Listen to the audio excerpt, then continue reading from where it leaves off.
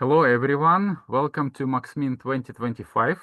It's a great pleasure to introduce Professor Fabio Pietrucci from Sorbonne University in Paris, who will talk about exploring the structural landscape of materials. Over to you, Fabio, please. Thank you. Thank you very much, Vitaly. It's a big pleasure to be part of these workshops. I apologize because I couldn't come in presence, but we have a very full teaching season in this moment in Paris. So I'm still happy to be here via Zoom. So today I would like to show you some results, some theoretical results and some simulations that we realized in the last years. The broad topic is about exploring structural landscapes of materials, actually not only extended materials, but also nanostructures, molecules, even biomolecules and so on. And we will try to see together some ideas about how to describe the topology, the connections between the atoms with some collective variables, and why this can be useful for simulations. So just a first overview. So in my group, we are interested in a number of different processes. We have, in general, transformation processes can be, I don't know, crystal nucleation, but also chemical reactions, protein folding, and so on.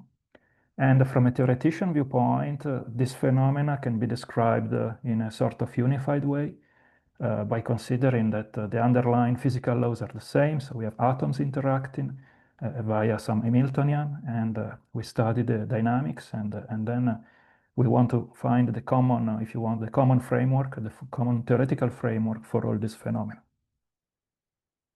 Now, just the motivation, why I think it is important to simulate transformations. Basically, there are several reasons, but first of all, transition pathways are really fast, actually, even if the transition takes long to begin. But once it begins, it's really fast. And this makes them really hard to catch in experiments. Then simulations of this kind can access free energy landscapes and kinetic rates, which are very interesting features that we can try to compare with experiments. And then another motivation in my case is that I was really a bit, how to say, I consider very impressive that there is a strong, large gap between the in silico predictions. So today we can predict crystal structures, molecular structures, and so on. But then when we have to synthesize these objects, often my colleagues in the lab, they have very empirical recipes. So this means that probably we are missing the connection between I mean, the beautiful structures, beautiful materials, and how to produce them, how to synthesize them. Overall, there is a general fundamental puzzle, I think, which is the competition between thermodynamics and kinetics. So as you know, of course, in the nature around us and also in technology, everything is based on a delicate balance sometimes between the tendency to equilibrium and remaining out of equilibrium. And again, most of technology and also the life is based basically on remaining out of equilibrium. So it's a way to say that kinetics is absolutely central. So these are a couple of examples. These are works published by colleagues in our lab that they do beautiful experiments. And when you read the method section of these papers, where they, for example, here they study different types of amorphous ices, basically the method section, the experimental method section looks like a kitchen recipe. So it's really impressive how basically you change slightly the temperature, the pressure, and so on, and you can steer the system towards different pathways. When you read these, you realize how difficult it is today for theoreticians to follow, to predict, to explain this phenomena, because we are very far away from quantitative predictions, unfortunately. This is another example, always from colleagues, where they could realize very nice geometry and very nice atomic architecture with silicon and sodium. But again, if you read the method section, it really reads like a kitchen recipe, and then you wonder when theory and simulations will be able to predict things like this. It's really quite far away, I think, from today. So this is just a short recap of the main features of this phenomena that I'm speaking about, and these transformations of matter. The phenomenology is the following. Usually you prepare the system in an initial metastable state. You let it evolve undisturbed. We can say that it's in local equilibrium, for example. And after a time, it can be a very long time, there is a spontaneous transformation to another metastable state. The typical way this develops is that the transition happens at a random time, at least it looks like random, and the average over many experiments is well defined and gives us a kinetic rate. And there is a distribution of first passage times that typically obeys a simple first order kinetics. So at first sight, the kinetics is very simple. Then we typically model this kind of phenomena with a free energy landscape. So metastable states, of course, are minima, and then we have barriers in between. And mathematically, we can ask what is the description of the dynamics in this space, which is a reduced space. We have, for example, a single reaction coordinate instead of millions of atomic coordinates. And the answer is typically this can be described as a stochastic process, a sort of random walk on a landscape where there is a barrier. This is an example from our recent research. So we were studying the nucleation of these locations in metals. And again, the phenomenology is very similar to, for example, crystal nucleation from liquid, so a different, physically different process. You can prepare the system in a local equilibrium where actually there is a tendency, a thermodynamic tendency to form a system with a defect. But for a while, the system remains without defect with the thermal fluctuations, and then a free energy barrier is overcome, and you pass through a critical nucleus, and you reach a new structure. This is to introduce a bit more the topic of my presentation. So here, if we analyze, as I said, by projecting the dynamics over different order parameters or different generalized coordinates, you can call them like this, we see that the different descriptions are not equivalent. You can have variables or order parameters that yield a relatively large free energy barrier. So the last one, for example, the third column it's an order parameter that gives about 10 kBTs. But if you project over other order parameters, you can get a much smaller barrier or even a vanishing barrier. And the first line of graphs shows that this comes from the fact that we overlap essentially in the space of the order parameter, we overlap or not the configurations corresponding to the initial metastable state with the configurations corresponding to the transition state. So intuitively, a good order parameter should separate very well the transition states from the initial metastable state. And this, as we see, has a strong effect on the barrier, for example. Now, mathematically, this can be understood quite easily, actually. When we project high-dimensional phase space or configuration space onto a single reaction coordinate, of course, we are losing a lot of information. And technically, what we do is a marginalization. So we pass from a joint probability law to a marginal probability law. And the log of this marginal probability law is the free energy landscape. And now, even in a very trivial system like this is just a benchmark, a two-dimensional double well, we see that by changing the angle of the variable, passing from x to y, essentially, making a rotation in the plane, we see that the two minima start to overlap, and then, of course, the barrier can even disappear, and the transition state gets confused with a lot of other states that are not on top of the barrier. So this is easy to understand, and the consequences are very bad. You can imagine in a very complex system where we do not know at all the details of the landscape, and we have to come out with a good order parameter. Now, theoretically, there is an optimal definition that is quite, how to say, there is a very large consensus, I think, on that. So the optimal coordinate, in general, is considered the committer. The committer probability or the commitment probability is the probability for a configuration of the system. So with R, I indicate all the 3n degrees of freedom, the 3n atomic coordinates. So for a configuration of the system, we consider the probability that the system will evolve towards the product before reaching the reactants. So in the example on the screen, the red point has a 50% probability to fall into B and 50% into A. Now, there is a simple way to define operationally this probability. You can do shootings from a Maxwell-Boltzmann distribution of velocities and so on. But this definition of the committer appears as an optimal definition of reaction coordinates for a number of reasons. I will not enter into details. There is one reason, however, that is particularly important to me, and this has been formally demonstrated by Zhang, Hartmann, and Schutt almost 10 years ago.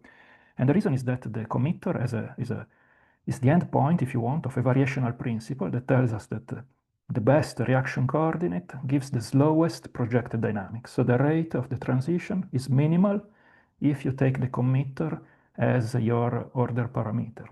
And this is a very important physical principle that we will consider in the following. Fabio, could I ask a question here about this committer Please. variable? So may I ask if it has a geometric interpretation, at least in this example picture?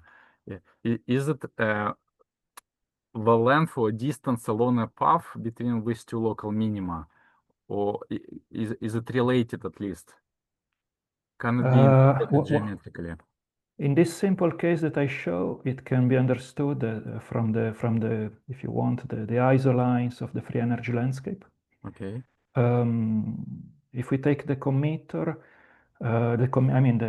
if we take all the points with committer equal to 0.5, in this case they would be on a line that passes orthogonal to these isolines of the free energy here on the saddle point. And in this sense, there is a sort of connection between the lines orthogonal to the isolines and the committer. But the point is, even in this case, it's not so trivial, because if we say this, is because we assume that the diffusion coefficient is isotropic. So in this two-dimensional space, actually, we can assimilate the projected dynamics with a stochastic process, as I said in the beginning. And if the diffusion matrix is not symmetric, so if this diffusion is not isotropic, then actually it's not so trivial to connect the committer isolines to the free energy isolines. So I don't know. My understanding is that in a complex system is not something you can very easily find mathematically, but I'm very ignorant. Probably what you say is probably there are different ways to express the committer even geometrically. So it's so in this case, the committer value is 1/2 at the saddle point, right? Yes. And what are the values at these two local minima? Are they 0 and 1 or not? Yes. Yes. Generally, you define a set of points. For example, let's take the first isoline that we see for A and for B. So you choose to define a set of points in A and a set of points in B where you assign the committer the values 0 and 1. And elsewhere, they vary continuously. I see. Okay, thank you for your clarification. So, okay, so this is a reference, a theoretical reference. Now, in practice, it's basically impossible to compute, because we should compute everywhere these probabilities by shooting from each configuration in configuration space many trajectories with different velocities, and so on and so forth. So, operationally, it's not something we can do. But okay, we can do it at least on a set of points. We can do it as a benchmark, and so on and so forth. Now, in general, you don't have access to the optimal coordinate, and you still have to cope with, you have to do some simulations. So you have to start with some putative reaction coordinates. And then the typical steps of a study consist in generating transition pathways between A and B, projecting the dynamics on the chosen coordinate, and usually the aim is to extract the free energy landscape. And then that's the final aim. Typically, we want to compute kinetic rates. Now, these 3 points are in increasing order of difficulty and of computational resources, typically. But many existing techniques, they can be arranged into this diagram. There are these 3 main steps. Now, concerning the calculation of free energy landscape, so after you choose a certain definition of reaction coordinate, how do you access the free energy landscape?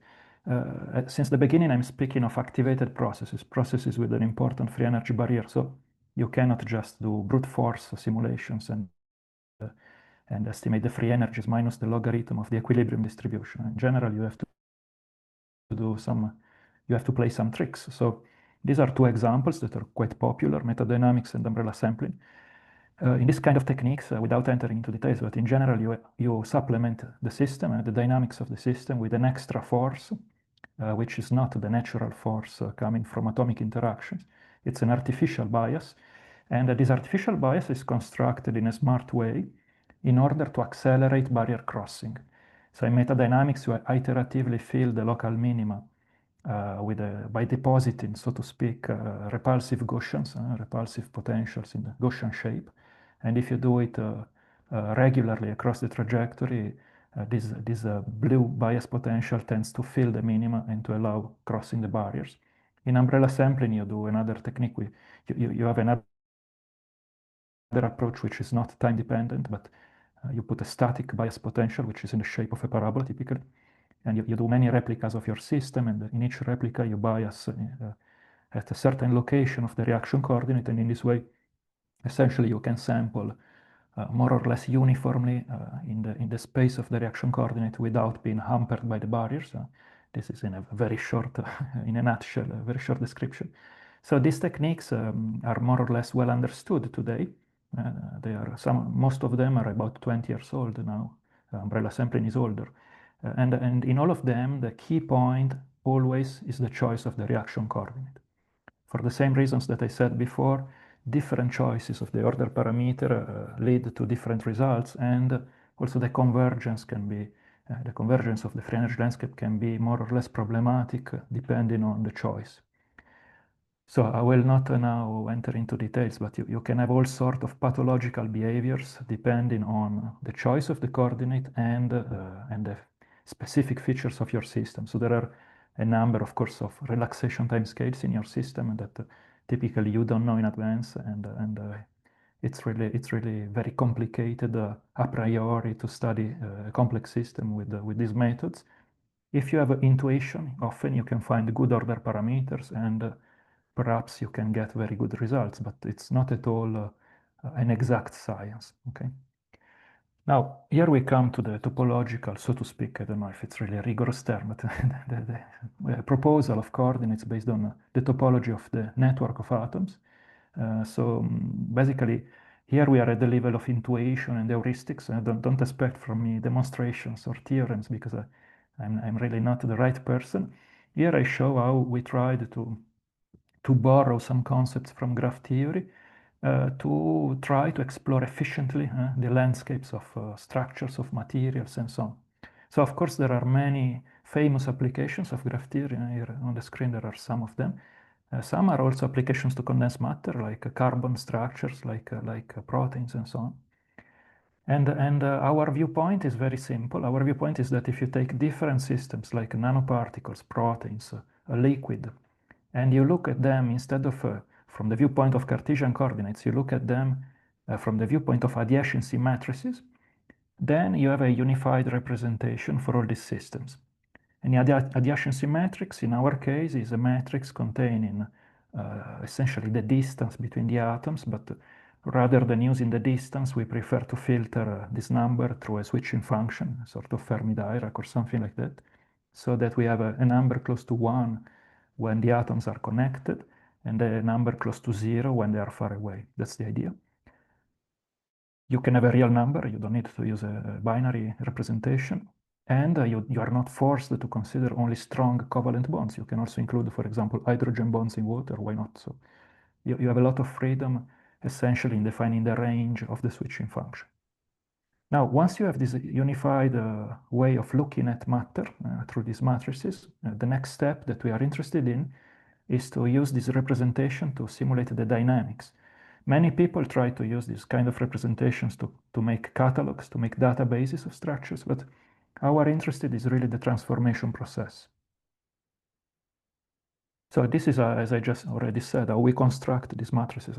We take the distances between atoms, we choose a switching function with a given range, and we get a matrix. And then, well, again, this, at least for me, it's not an exact science. You have many possible ways to compress the information from these matrices to a lower dimensional space that is hopefully useful for simulations. And then there are many proposals. These are 3, for example, proposals that we made through the years. Sometimes these approaches appear to be particularly efficient, for example, for nanoclusters. Sometimes they seem very indicated for liquids and amorphous systems and so on. So it's a very heuristic exploration. Okay. Now, of course, apart from what we did, there are many people well before us that they tried, as I said, to use graph theory in different forms for example, to make databases and so on. I don't even try to list all of them because it's really, I think, a very, very big literature. Let's see what the kind of things that we do. The kind of things that we do is, this is an example. We have a simulation of graphite at finite temperature and pressure. So we have these layers of carbon. And then we find a way to accelerate the transition towards diamond that typically would take a huge time. We accelerate it, and to accelerate it, we introduce biases, as we said before, like in metadynamics, along some reaction coordinates which are based on the matrix, on the adjacency matrix. So this is an example where we get diamond. Now, what are our criteria? As I said, it's a very broad field. What do we want what do we want in terms of these coordinates? What are the features that we want to have? So logically, we would like to distinguish different isomers. So this is an example. We have 60 carbons. You can make a graphene flake or a fullerene. And at the first sight, of course, the matrices are different. But you have to be careful not to be mistaken. The matrices are different, but we have to consider matrices within all the possible permutations of identical atoms. So you cannot, of course, use visual inspection, things like this. We need to account for the permutation invariance, and that's where things get a bit more complicated. So supposing that we can extract the metric or the distance metric that we want from these matrices, we can do something which is cluster analysis. For example, we can organize a different cluster of points which represent typically isomers into different classes. And that's the typical task of cluster analysis. This is one of the applications. Maybe we can resolve graphite-like structures from diamond-like, from I don't know, fullerene-likes and so on. And especially, again, we want to be able to simulate the transition path. So this is one of the proposals we did, which apparently it's efficient in some class of problems. So we start from an atomic structure, we build the adjacency matrix, and then in the attempt to compress the information and to get rid of permutation problems, basically we extract a vector. In this case, is formed by the principal eigenvector of the matrix multiplied by the corresponding eigenvalue and with a scaling factor. This looks a little bit similar to what Google does in PageRank, but it's not the same. Anyway, at this stage, we have a vector of n components, one for each atom. And one can show that this has interesting mathematical properties. There is the Perron-Frobenius theorem and so on. So basically, these numbers that we obtain for each atom, they give a social character of the atom. The higher the number, the more central in the network is the atom, basically. But still, we have the problem of permutations. So here already we can see if we color the atoms by these numbers, we see that, of course, we get different patterns for different objects. And then to get rid of permutation, so here we have an example on simple graphs, just to fix a bit the idea. I don't enter into details, but again, it's quite funny to see. It's recreative mathematics, maybe, to see how these numbers behave and try to interpret what happens. But then we need another step, which is to get rid of permutations. So a very simple idea here is to sort these numbers from the smallest to the largest. These numbers can be all positive if the graph is fully connected. And so once you sort them into a given order, basically the resulting vector is invariant under permutations. And at this stage, we have a set or a vector of n coordinates that are suitable to perform simulations with methods of acceleration like the ones I showed you, like metadynamics. So this is a first proposal that we tried. And here there is a small please. Could I ask also about this this adjacency matrix? Is it a matrix of distances between Well, or some it's strength? from the distance. Essentially, you pass two numbers, real numbers between 0 and 1, with the switching function. So that essentially you are so here you see the red is where the atoms are sort of bond together. The pink maybe is the second nearest neighbors, and the white is when they're farther away. So we prefer to switch from distances to again to a real number between 0 and 1 that is focused essentially on the region where bonds are broken or formed. I ask if bonds are taken into account. So this is a matrix for a graph, Yeah. not from a set of indistinguishable atoms for a graph. Yeah, but for us, the nodes of the graphs are the atoms. Okay, yeah, thank you. So you see, imagine you have these n atoms, you have n by n distance matrix, and you just filter through this function, for example. Okay. So yeah, our graph is an atomic graph. Yeah. So I go back to the slide. Yeah, so we have this possible, I'm not saying it's the best or the unique one, but we have this possible vector giving the signature of the graph, of the network, of the topology of the network. And then this is an example. We perform a molecular dynamic simulation at finite temperature, at 300 Kelvin. This is with quantum mechanical forces, so it's quite accurate. And usually, if you start from a cluster of silicon atoms, the system is stuck there for huge times. But by adding biasing forces, essentially on these topological coordinates, we can induce the system to explore different metastable states. And it's quite funny to observe that the system on its own can explore many different topologies, basically. So this is we don't have to specify anything particular on which kind of structures we look for and so on. Essentially, the system is just so to say, it's pushed to explore different topologies, whatever they are. So this is a sort of computer experiment. In the end, you analyze the results. I cut the movie. You analyze the results. You collect the different isomers. You can order them by energy, for example, and so on.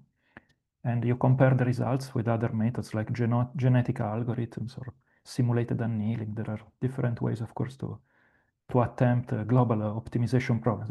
Of course, you can never claim you reach the global minimum, but I think, this is a way to explore efficiently. So this is a first idea. Now I will skip. This is another application to carbon nanostructures of the same idea. But I would like to go quickly to another topic, which is how to extend, first of all, these things to chemical reactions in solution, and then how to extend to phase transitions. So chemical reactions in solution are a particular class of transformations. They have some peculiar aspects. Typically, we have solutes and a lot of solvent atoms. And the solute, typically, often at least, is a small organic molecule or something like that. Whereas the solvent is made by many molecules, for example, water, which are the same, which are equal. So we don't want in general to follow in detail what each solvent molecule does, but we rather care about, for example, how protons are exchanged, if the solvent gives proton to the reactant, things like this. So there are, again, some peculiar aspects. And we found that an efficient way to represent transitions in this kind of phenomena is to build path collective variables. These are borrowed from a work of Davide Branduardi and colleagues in 2007. And basically, these are just these two variables, S and Z. They are S is a sort of interpolation in a set of reference structures. So it allows to track a chain of structures from reactants to products. And then you can take your own atomic configuration and you can assign a real number, in this example, between 1 and 8, according to the progress along this path. And then you have an orthogonal, sort of orthogonal coordinate as well.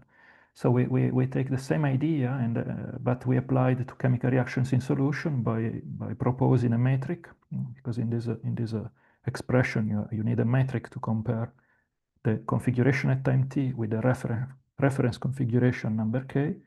The metric we propose, again, is taken from adjacency matrices. where we sum over solvent atoms, because we don't care about distinguishing, for example, which water molecule helps the reaction. And the result is that, okay, there are a lot of things that can be said, but the basic idea is that we have simple, relatively small matrices. This time is not between 0 and 1, but it can be higher than 1 because we can have multiple coordination. Two hydrogens linked to one nitrogen, and we sum here over the two. And then we sort of interpolate between the matrices of different structures, reactants and products. So again, it's a little bit similar to the previous idea. In this case, we have some references, at least reactants and products. And then what is interesting, we can simulate in a very efficient way the transitions, the chemical reactions, for example, in gas phase and compare with the liquid. So we can keep the same space of coordinates for gas phase and liquid and compare the values of the free energy barriers and things like this. So I will not spend much time here, but of course, one interesting task is then to inspect the barriers, to find the transition states. So there are techniques to identify in a rigorous way which configurations are transition state-like. And this answers to the questions of the chemists that they want to know the mechanism, they want to know what is the limiting step in the reaction, and so on. We applied this to many different problems. Other people as well applied these approaches. This is a collaboration with NASA, for example, where we studied the possible pathways for decomposition and synthesis of amino acids. Our colleagues are interested in amino acids that have been found on comets, for example. So this is just an example. Now, with this kind of coordinates, we can, what is important is that we can tackle in a rather systematic way a network of different reactions. And we don't have to tailor each time the reaction coordinate on a very specific reaction. We have the same mathematical framework for the different problems. Now, in the last minutes of my talk, I would like to speak of a third approach that is particularly suitable, it seems, for phase transitions, so in the extended systems in this case. We have, for example, here we have, I represented some water with a periodic boundary condition. So imagine that the blue boxes are repeated periodically in the three directions of space. It's a trick we have in simulations to represent, for example, a liquid or a solid, because of course we have to limit ourselves to a finite number of atoms. And this is water, which is particularly challenging because here, for example, we have three different forms of amorphous water compared with the liquid. And I can tell you that in several cases, the difference is not big. The four are disordered systems.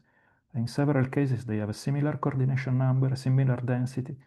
So we are speaking about recognizing different forms of disorder, which are quite subtle to be distinguished, even though thermodynamically they have different properties. So we wanted to find something efficient in this domain, to resolve structures efficiently. And we came out with this idea, which then it turns out is not very original, I think, because I saw that other people used similar ideas in different contexts, and I will say a word later. But okay, what we proposed is to take, again, the adjacency matrix. This is an example for two water molecules. The matrix is symmetric, so we consider just half of it.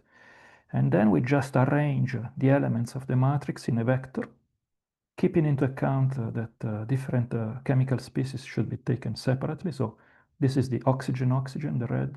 The yellow is the oxygen-hydrogen, and the gray is the hydrogen-hydrogen.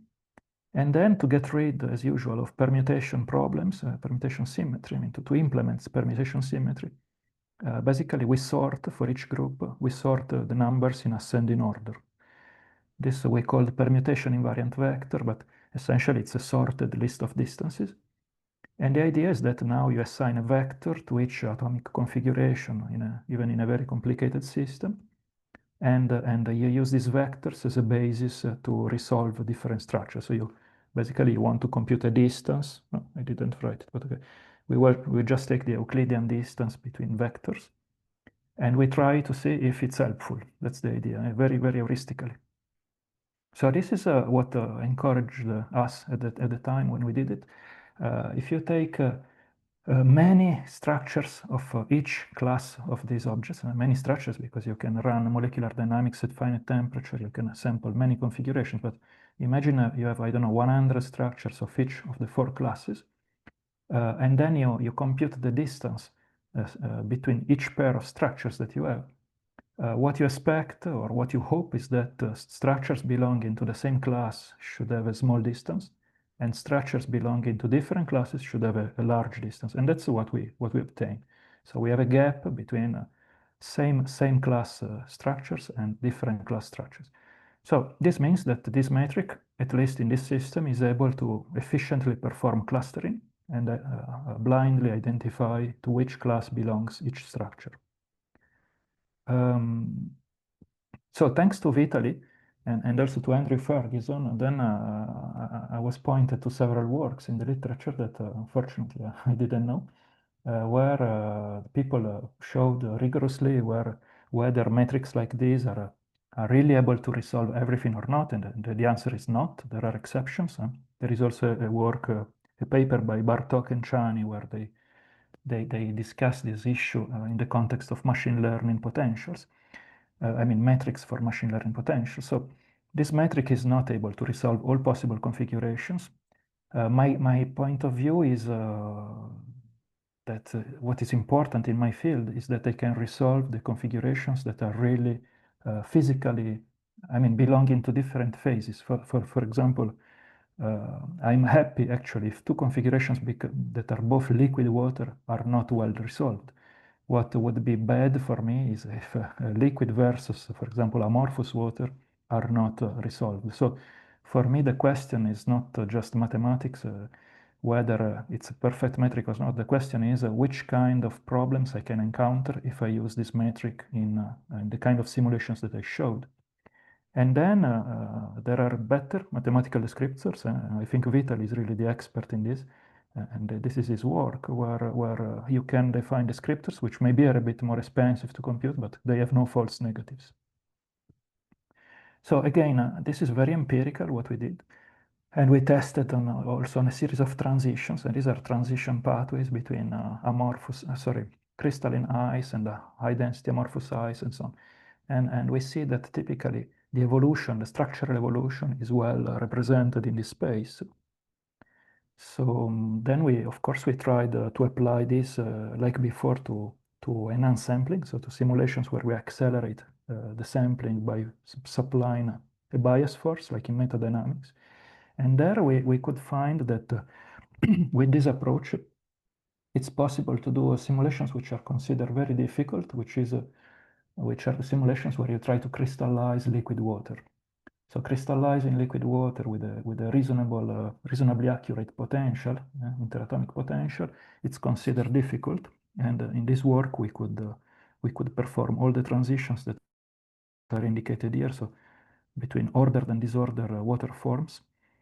And we did it similarly as chemical reaction. I showed you before that we introduced these path collective variables to interpolate between 2 states. For example, A and B could be liquid water and ice.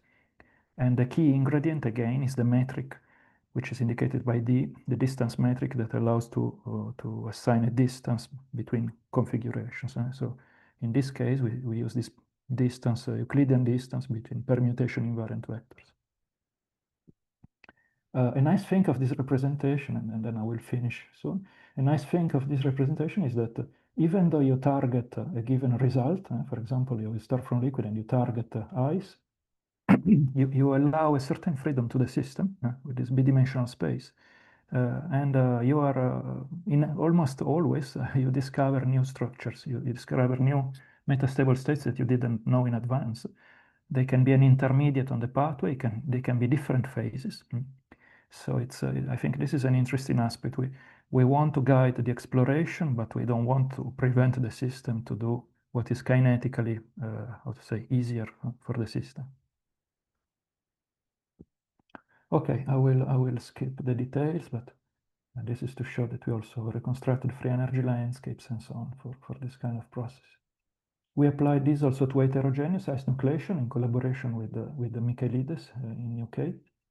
And this shows that we can hope to address a number of problems. In the field of crystal nucleation, usually we start from homogeneous nucleation in the bulk, and then we move to heterogeneous, because in the nature or in the lab, typically it's heterogeneous is the process that is followed, because it has a lower barrier.